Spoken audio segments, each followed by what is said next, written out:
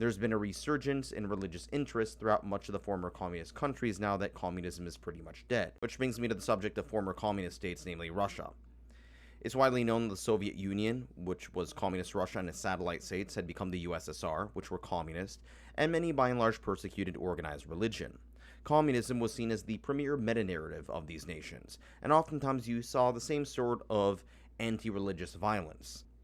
Oftentimes communism was treated as a replacement for religion, showing that oftentimes people who are atheists, who aren't necessarily basing their beliefs off of pure rationalism, can pick a new sort of quasi-religion.